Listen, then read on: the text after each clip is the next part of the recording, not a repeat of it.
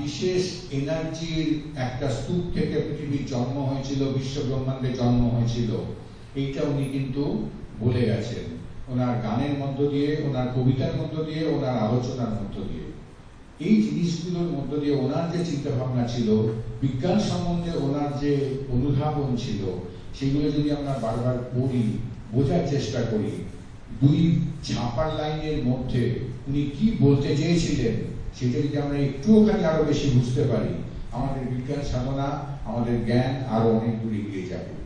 সাহিত্য বা আপনার কবিতা বা অন্যান্য সাহিত্যের দিকগুলো, সেই ব্যাপারে বিশ্বের বিভিন্ন সাহিত্যিক বিভিন্ন সময় রবীন্দ্রনাথকে কোট করেছেন, তারা সেই সম্বন্ধে আলোচনা করেছেন।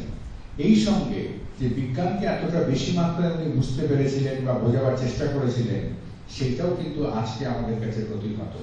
সেই জন্য আমি অনুরোধ করব যে রবীন্দ্রনাথের এই তিরোধান দিবসে আমরা সকলে অঙ্গীকার করি যে রবীন্দ্রনাথের চিন্তা ভাবনাকে আমরা আরো বেশি বুঝবার চেষ্টা করব, এবং তাকে আমাদের বাস্তবের মধ্য দিয়ে আমাদের সমাজে যদি আরো একটু বেশি করে কাজে লাগানো যায়, আর একটু বেশি করে সেটাকে এগিয়ে নিয়ে যাওয়া যায় এবং প্রয়োগ করা যায়, তাহলে সেক্ষেত্রে আমাদের সমাজের মঙ্গল হবে, আমাদের দেশের মঙ্গল হবে, এবং সর্বোপরি এটা যখন বিশ্বে প্রতিভাত হবে, তখন কিন্তু বিশ্বের যে সমাজ আছে তাতেও তার রিফ্লেকশনটা পাওয়া যাবে।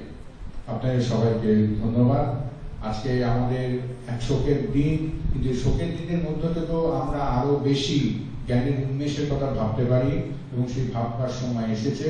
আমি সবাইকে অনুরোধ করব, আপনারা রবীন্দ্রনাথ নিয়ে পড়াশোনা করুন, ভাবুন, এবং যে যেভাবে পারেন তার চিন্তাটাকে চিন্তা করে বুঝে আমাদের সমাজের মধ্য দিয়ে অ্যাপ্লাই করে আমাদের সমাজকে আরো এগিয়ে যেতে সাহায্য করুন।